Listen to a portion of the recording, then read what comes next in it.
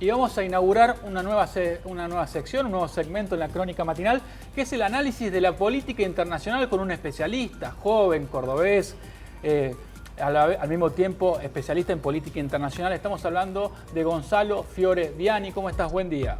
Hola Gonzalo, buen día. Bienvenido. Hola, ¿qué tal? Muy buenos días. Muchas gracias. Es un placer para mí formar parte del equipo y hacer las columnas. Así es, Gonzalo, queremos empezar a repasar, hablando de política internacional, cuál es la que tiene nuestro gobierno nacional, el presidente Alberto Fernández, luego de haber realizado el discurso en el Congreso de la Nación. Bien, si bien en el discurso del lunes se tocó muy brevemente la cuestión de la política internacional, sí, Alberto creo que dio algunos lineamientos importantes que permiten ver cómo viene desarrollándose hasta ahora y sobre todo hacia dónde va. Alberto habló de idealismo realista.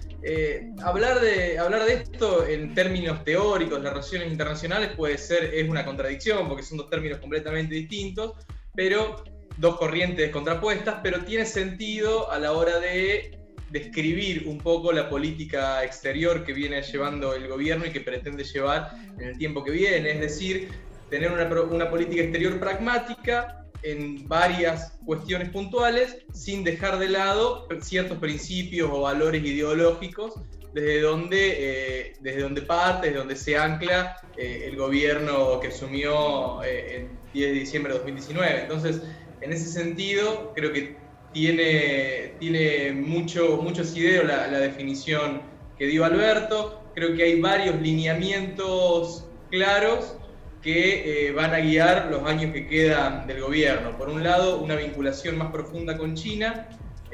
Por otro lado, una muy buena relación con Joe Biden, que ya lo vamos a desarrollar por qué.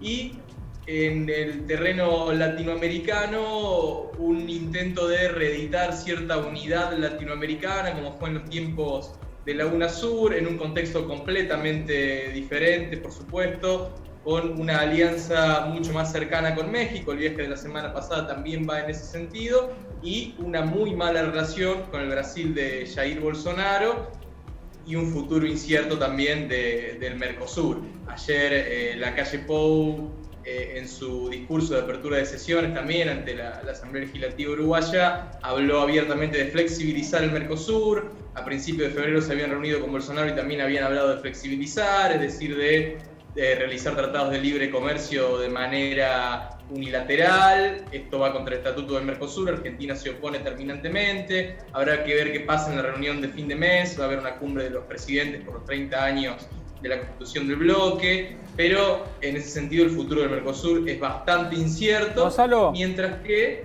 Sí. Te quiero hacer una pregunta.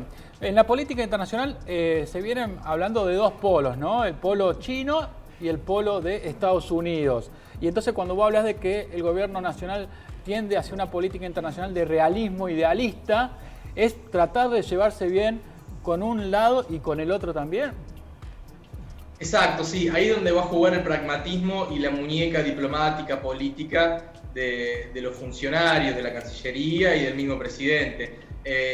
Creo que si bien con Biden se modera el tono discursivo respecto de China, la guerra comercial, por supuesto, va a continuar, de ninguna manera va a minorar, todas las medidas de Biden van en ese sentido, pero por otro lado, el presidente estadounidense también necesita buscar un aliado en la región. Bolsonaro, que había sido el aliado más cercano de Trump, es un presidente muy incómodo para Biden y sobre todo por los sectores más progresistas hoy del Partido Demócrata. Entonces, en ese sentido, Alberto Fernández, que tiene un discurso que va en consonancia con la lucha contra el cambio climático, los derechos de los sectores LGBTIQ, que se muestra como un liberal, progresista en muchos aspectos, él mismo se suele definir así.